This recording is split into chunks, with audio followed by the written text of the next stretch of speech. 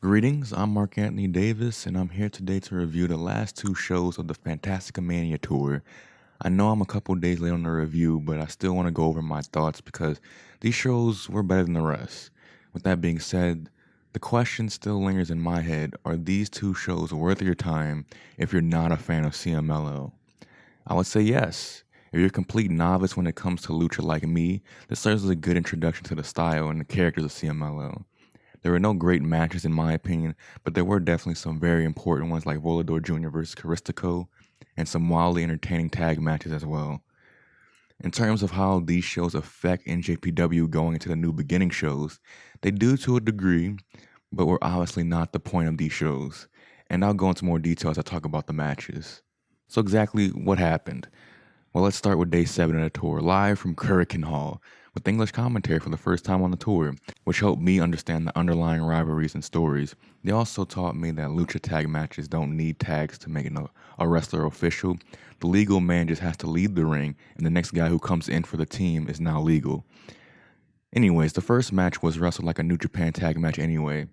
The match was Ryusuke Taguchi and Flyer versus Taiji, Ishimori, and Gedo. What's important to take away from this match is the use of the ankle lock by Ishimori and how that will play out in his first title defense against Taguchi. Ishimori was able to tap out Flyer with an ankle lock, which took the ref a while to realize that he was tapping. But after that, when the match was over, he put Taguchi in the ankle lock as well. In terms of the actual match, Taguchi got a lot of offense in on Gedo, but wasn't able to get his hands on Ishimori much. I noticed that Flyer and Ishimori seemed to be off with their timing for a bit, but it was nothing major. I also learned in this match from the commentary that the air horn is normal for Arena Mexico shows, so that's something. The next match was Templario and Cuatrero versus Angel de Oro and Titan.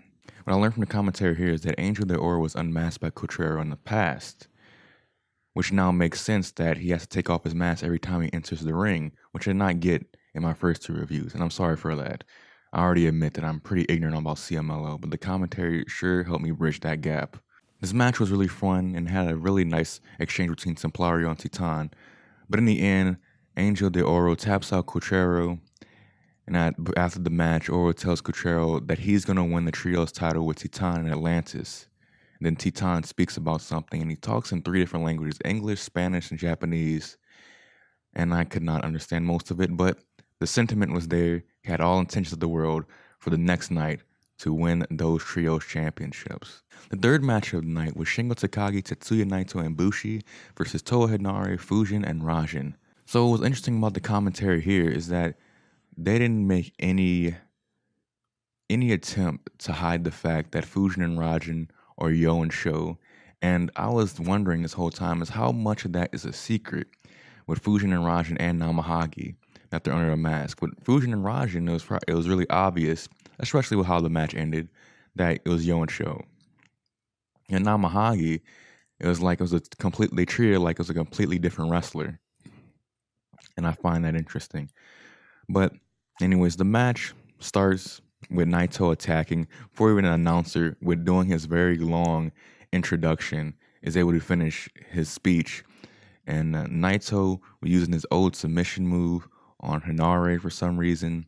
And the match was some pretty standard fare. That's what we've been seeing over the course of the tour, is Henare showing fighting spirit with strong strikes and a little bit of athleticism, but ultimately Tetsuya Naito bests him because he's not even close to his level quite yet. Shingo Takagi always looking strong, and Bushi, well, he's there. He's good, he's solid, whatever. And as the match going on, the commentary mentioned that Yo and Sho are challenging for the junior tag titles of Takagi and Bushi at the new beginning shows. So I'm looking forward to that. That should be a very good match, even though they have matched up many times in this tour and it hasn't been the best matches, but it's obvious that they're not going all out just yet. The match finished with Bushi hitting the insurrection on Fujin for the win. And after the match, the LIJ team unmasked Raijin and Fujin to expose that they were really Yo and Sho, which I already knew already, but I don't know how many people in Kurikan actually already knew. They were moving exactly, they had the same mannerisms and everything.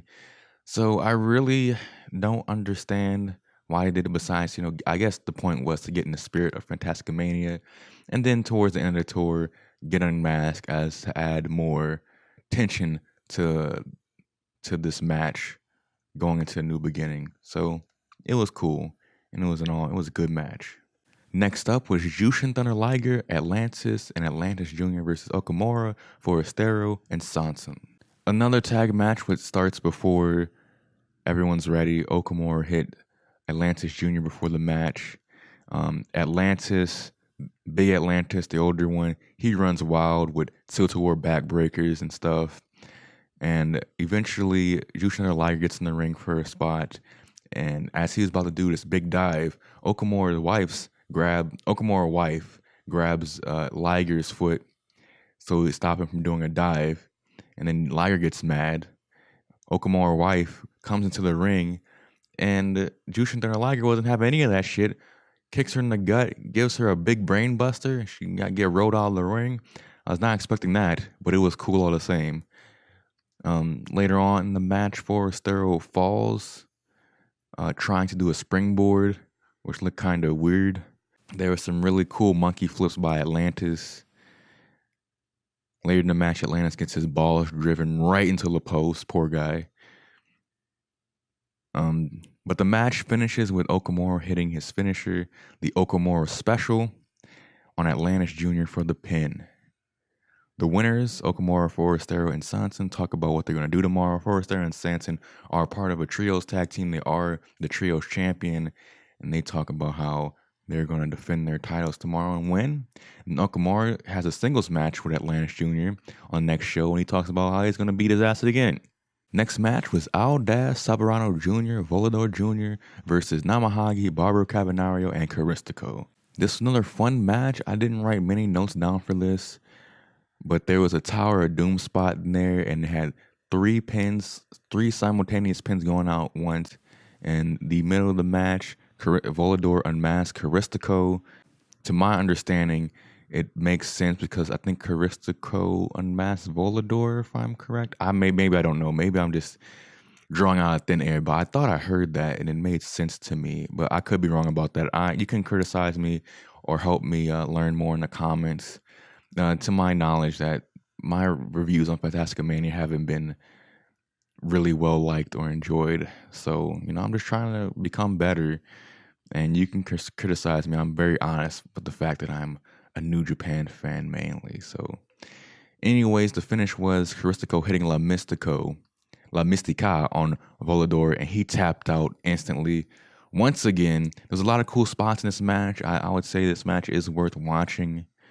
And Caristico was hitting people with La Mystica this whole tour and tapping out instantly. He done it to Volador before too, on one of the earlier shows, and he tapped out really quickly. And on the next night, they had a singles match, and it was the last match, the main event of the tour. And that was pretty interesting.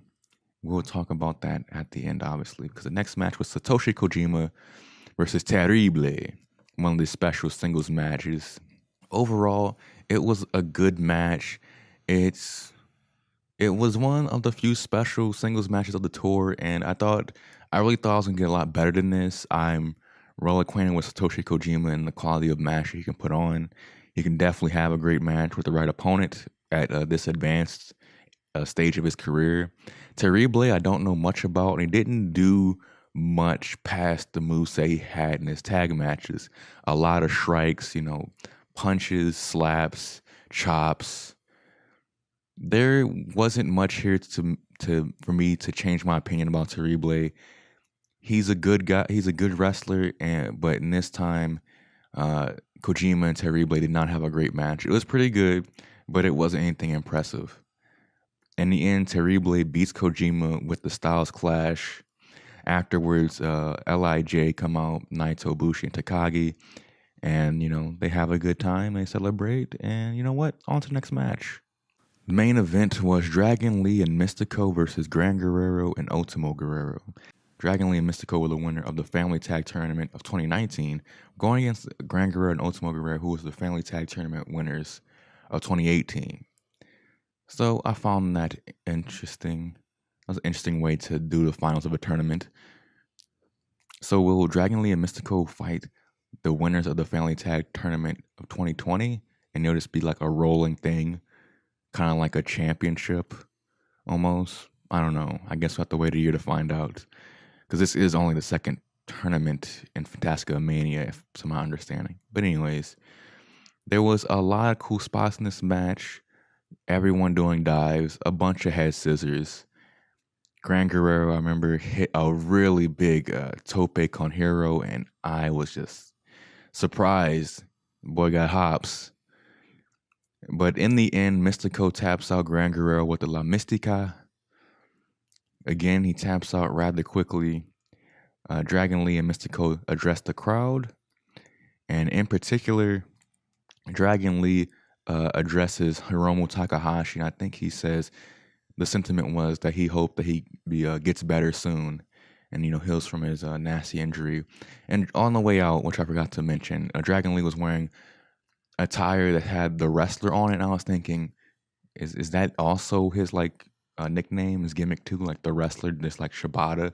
But no, the commentary did explain that he was wearing his attire was a tribute to Katsuri Shibata, which I did appreciate.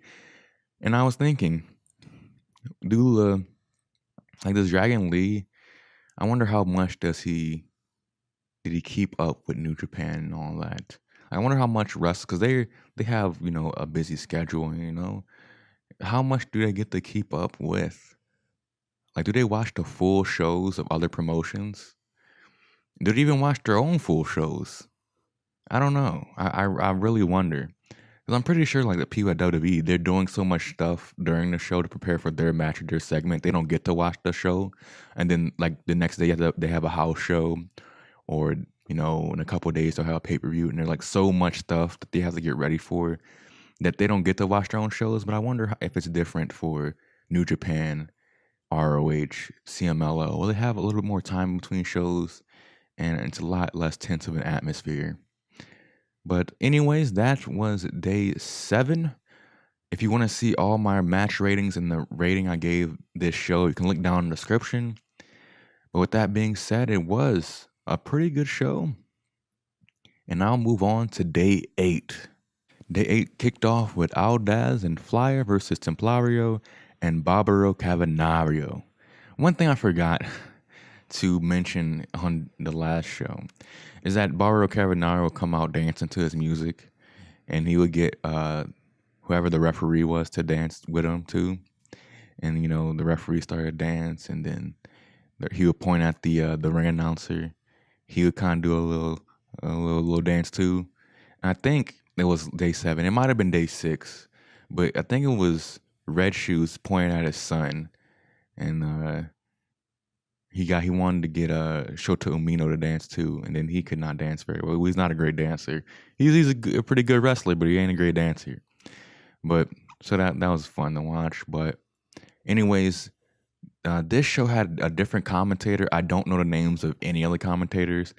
I'm pretty sure Chris Charlton was one. He's the English commentator. They're obviously all English commentators, but I mean, he's from England. But I don't know the names of the other 2 commentators I had over these shows. But again, I don't want to just keep on saying the same things over and over, but a lot of these matches get very samey to me. And that's one criticism I have about the show. Well, I mean, this whole thing is a criticism. I did something I really hate there. Criticism can be good or bad. So I really hate that when I say that. But I don't want to be overly negative with this critique, because a lot of these matches were just a bunch of dives. So many dives. And I'm not the type of fan or type of old talking head that would say that you need to too many dives or horrible dives, or exposing head scissors, hurricane ranas exposed to business, and all that diving shit is stupid and dangerous. I don't care about if you do that in your matches, but I just feel as on the individual level, these matches are all fine in the vacuum, doing all these crazy dives and all these hurricane ranas. But after 5 shows that were broadcasted of all these matches doing pretty much the same thing with slightly different structures, all these topes and moonsaults, all these crazy things, from a constructing the card type of thing, it's a lot of people doing with a very similar move set. And it just gets kind of repetitive after a while, which is kind of anachronistic watching now New Japan work, because there's so many people that work so many different styles, like their own. There's probably like 4 different styles when you watch a regular New Japan card. You have your Japanese strong style, you have your technical, you have your British strong style, you have like your more typical main event, Western main event style. And then you have people who are like an amalgamation of all those different styles. But here, it was just a lot of the same thing. And this match is just another. Barbaro Cavernario does stand out because he doesn't do all the same stuff, but he did have a crazy dive in past on this tour. A couple crazy dives on this tour. But the finish of this match, sorry for rambling on, was Cavernario tapping out Audaz. The next match was Atlantis Jr. versus Okumura in a special singles match. And as soon as Atlantis Jr. Gets in, he hits a drop kick on Okumura because he is showing that he has fire. He ain't no bitch, you know. So he did show a lot of fire, but Okumura was beating him up early and kept going for pins, and he was complaining about to the ref, you need to count the pin quicker. Why are you slow counting me? Which the referee was counting at a very reasonable speed. And then as he kept complaining, Atlantis Jr. was able to roll him up, and the ref started doing the quick count. And he was able to kick. Okumura was able to kick out, but he was very angry, and it was an easy turn the tables thing that they were doing, which was good. Atlantis Jr. surprised me. He kicked out of the Okumura special, but Atlantis Jr. had so much fire and fought with such a speed that he was getting tired. So he tried 2 times to get him up in his submission. Just kind of like a torture rack. And the first 2 times he kept dropping him because he was so tired. But on the 3rd try, he got Okumura up, and he finally got Okumura to tap. And you could tell that Okumura was like, he was pissed that he lost to this young guy. But he gave him a handshake afterwards. And Atlantis Jr. has his first win of the tour, I believe, because every tag team match I'm remembering, he took the pin. So not only has he been losing, he's only been on the losing side, but he's been taking the pin directly. And in his first singles match of the tour, or the only singles match of the tour, and his only win comes on the last day. So that's nice. People are saying that he's going to be great. He has a great potential. And I guess they're trying to show off that, this is who he is right now. He's doing well. That was a damn good match. Damn fine match. Okay, I said damn fine match. I scratched that. I looked at my rating and I gave it. It was a solid match. I didn't give it good. So I guess it was good execution of what they're trying to go for. But I guess remembering back now, Atlantis Jr. didn't look. This match wasn't as crisp as it should be as Atlantis Jr. progresses. But anyways, the next match was Sho, Toru Henare, and Satoshi Kojima versus Shingo Takagi, Bushi, Tetsuya Naito, and Terrible. So there's a lot of anger in the ring because and Sho got unmasked. Henare keeps getting his ass bust, and Kojima got beat yesterday. And so they're kind of disgruntled, and the LIJ team takes forever to come out. So as soon as I believe Terrible comes in the ring, I think Kojima starts, just as soon as he comes in, starts targeting Terrible, and then everyone targets their counterparts. Like, I think took Shingo, Sho took Bushi. I might get that mixed up, but Henare took Naito, and Kojima took Terrible, and they were fighting. The notable thing about this is that Shingo, even though he weighs 208 pounds, like that's his build weight, obviously everyone noticed that he looks like a heavyweight. He has a thickness of a heavyweight, but he's short, so that's why he's able to have that look at that weight. But they still book him like a heavyweight. Whenever he goes up against a heavyweight wrestler like Kojima, he's always on top. He's always on the offensive. Unlike Bushi, who, is mainly there just to take damage from heavyweights. And he was taking a fair bit of damage from and Sho as well. But as the match seemed like it was going to reach its climax, Taiji interferes and hits Naito with the IC title. And then Kanemaru and Desperado come in and they start wreaking havoc. And they don't beat up just the LIJ team; they beat up on the other team as well, and it results in a no contest. So no one wins this round. Taiji gets on the mic, talks about y'all thought I wasn't on the cards. Well, here I am. And I don't know what else he said. He probably was like, hey, Naito, when it's time for my match, I'm going to beat you this time. I'm guessing. I don't speak Japanese. But the next match was Angel de Oro. I want to say the commentator is like Angel. I'm saying Angel because I'm not good at speaking other languages. Angel de Oro, Atlantis, and Titan versus Cuatrero, Sanson, and Forastero. This was for the Mexican Trios National Championship, I believe. And Cuatrero, Sanson, and Forastero hold that title. And they've been holding it for quite some time. I forgot the exact date, but they've been holding it for a while.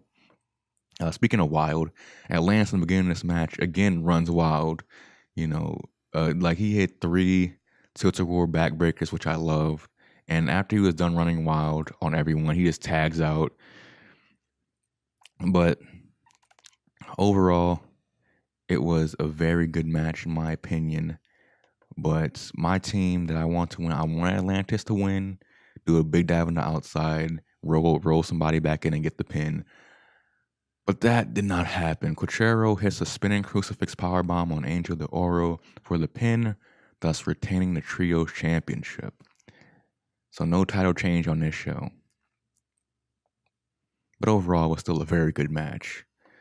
Then it was Soberano Jr., Dragon Lee, and Mystico versus Gran Guerrero, Ultimo Guerrero, and Namahage. So before the match starts, Ultimo whips Soberano with the towel, which it never starts the match. Like the bell doesn't ring after that. It's just something like Soberano's like, what the fuck, dude? Why'd you hit me with the towel? But anyways, Namahage, the commentators was like, oh, he's a semi-retired wrestler. We don't see him that often. I want to see more of him. And then they act like Namahage is like just this guy, like he's his own wrestler. Like they don't acknowledge that that's Desperado, even though you could tell obviously that's Desperado. I don't understand the distinction. Well, I understand the distinction if there is one. But I don't know why he still goes back to that alter ego. I don't know. Whatever. Anyway, Ultimo and Soberano do a double ankle lock on each other. And they roll out of the ring. There's a lot of crazy dives. Ultimo Guerrero hits the Guerrero special, which looks fucking brutal. Landed Soberano right on top of his head. And Ultimo Guerrero was able to get the pin for his team. And the win. After the match, Dragon Lee and Namahage face off, and they said Namahage will fight Dragon Lee in a singles match. I'm guessing that's happening on the next Arena Mexico show when they make it back to Mexico to shoot that show. So I don't think I'll be watching it, but if I have time, it'd be interesting to see Desperado fight again in a singles match against a great opponent, but I don't know if I'll be watching that. I'm definitely not going to be reviewing the Arena Mexico shows. The next stuff I'll be reviewing is the New Beginning shows, and I'll say what day I'll be uploading that. But anyways, this is the second to last match, and it was rather special. It's characters from the movie My Dad is a Heel Wrestler. Now, I don't think it came out for general audiences yet. I think this match is just to hype up the movie. I don't know what. I think the movie is like. It's about a wrestler in a fictional promotion, and the promotion is called Lion Pro Wrestling. And the Sweet Gorilla, Moriyama, and Dragon George was, what's his face? Togi Makabe, which is the Unchained Gorilla. And Dragon George was Okada, and which Dragon George is like the top guy in Lion Pro Wrestling in the movie. Versus, was it Ginbei Mask? And I forgot what the other one was. Cockroach Mask, but I forgot what the Japanese word was. And Cockroach Mask was Tanahashi, and I'm about to say like Gangbang Mask. Ginbei Mask is Taguchi. So, and they didn't do Like Togi Makabe and Okada didn't have a mask on, so it is obviously them. Like it's just them in different outfits. Like there's nothing changed. And I usually don't love the pants like over the past year that Okada's wore, but I really like these Dragon George pants. I like the color scheme a lot better. But anyways, Taguchi and Tanahashi did have masks on, but you could just tell their moveset did not change a bit, and there was nothing different. They just had different attire on, and Taguchi and Tanahashi, they were heels, so they were being dicks and stuff. And they got out this garbage can at one point full of stuff. They had a hammer in there, like this cartoonish hammer. They had bug spray in there that they sprayed in Dragon George's and Sweet Gorilla Moriyama's eyes. What else did they use? They cheated, basically. At one point, they put the garbage can on top of Okada's head, and they do like a double team move on it. Tanahashi had a couple sling blades. Okada went for a Rainmaker miss. Tanahashi did a sling blade out of that.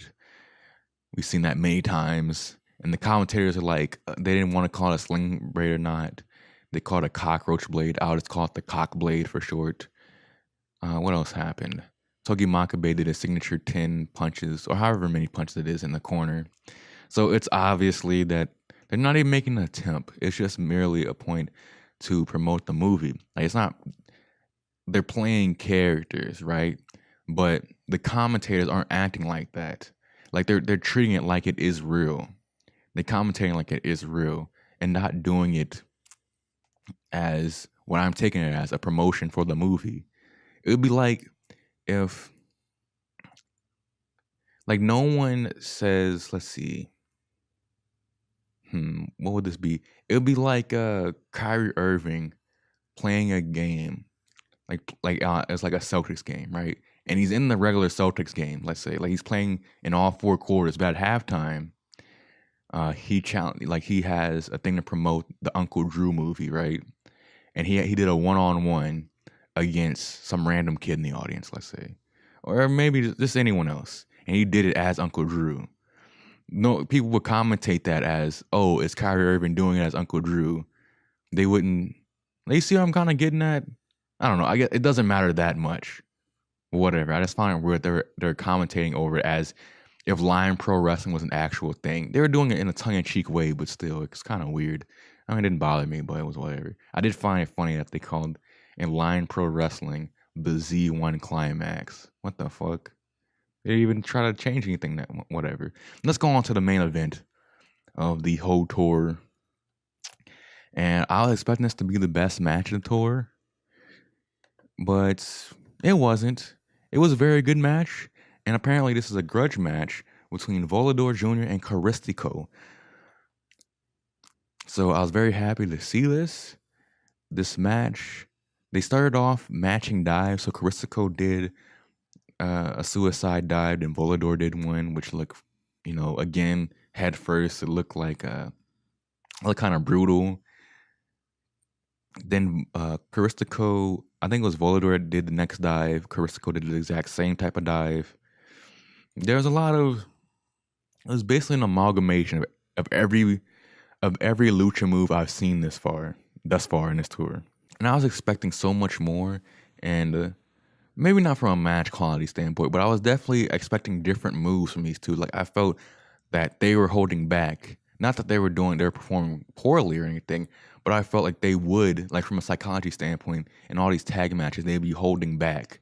But I feel like I'm just seeing the same moves that they've been doing. This time it's just a singles match. So it had all the same cool dives and stuff. And the only new move that I've seen that's actually memorable, because I didn't write much notes about this, I was just kind of enjoying the match, and it was very good. The new move that I saw that I don't think Volador was able to, that wasn't a focal point of a match on this tour, was Volador hitting the Spanish Fly. And he won with it, which was shocking to me, because there's a bunch of crazy looking moves that Volador or Caristico could have won with. But he won with a Spanish Fly from the top rope. And that was right after Caristico had Volador and La Mystica for a good bit. And they've been building that spot up for the whole tour with Volador tapping out immediately. Or whoever was in the La Mystica tap out immediately. But Volador was in it for, quite a bit. And he was rolling around the ring trying to get out of it. And eventually he does. And there was not a very dramatic build up to the Spanish Fly. It was just like, it just happened. And it wasn't like it just happened in a shocking way. Like, that seemed like the next move to do, and then they'll transition to something else. It didn't seem like a finish to a match in the way they built up. Not that the move looked weak or anything. It just, like, the way they had it structured in the match seemed like it ended kind of abruptly. But in terms of it being a grudge match, it didn't feel like this match was any more hard hitting, or anything that would normally be in a grudge match. It just felt like the same old moves, but it wasn't bad though. I gotta make the distinction. It's not bad. It's not a bad match by any stretch of the imagination. And the only thing I could tell that it was a grudge match is that they kept trying to pin each other quickly. Like, from the beginning of the match, throughout the match, they kept going for pins because they really wanted to beat the other one, which I can respect. But anyways, after Volador wins, he gives the mic to Caristico. He lets him talk, even though he lost, because he knows he's a top guy, I guess. And Caristico addresses everyone in the crowd and stuff, and says, "Thank you. This has been Fantasticamania," and all that. Then everyone on the tour comes out besides the Bullet Club and LIJ. They come out and they have a big pose for the pictures and stuff. And and he's basically saying, "Thank you for Fantasticamania. It's been good. It's been real." And after that, everyone else leaves. Caristico poses one more time for the fans, and that's the show. And that was Fantasticamania days 7 and 8, and really that's the tour. That's it. This Arena Mexico show will be Friday, and it's gonna actually be on New Japan World, I'm pretty sure, and it will have at least Japanese commentary, I believe. But anyways, the last big question I should pose is, what will come as a result of the tour for NJPW? Well, the Taiji Naito match was already set up at New Year's Dash, so we know we're getting that. It did advance the plot forward with the Taiji doing the run-in in that match on day 8. We know that Yo and Sho are going to challenge Bushi and Takagi for the junior tag titles at the New Beginning shows, which I don't know if that was established on New Year's Dash. Well, I think it was really established at Wrestle Kingdom because they lost the titles without getting pinned, so I guess it really started there. But Raijin or Fujin did get the pin on Bushi early in the tour, so they did get the pins on the champion, so they still have a right to challenge again, based on that as well. Another thing that was set up here, let's see. The other thing that was set up was Taguchi versus Ishimori for the junior heavyweight title. Well, at least it was progressed. I don't remember New Year's Dash if Taguchi pinned Ishimori. I don't have the greatest memory. But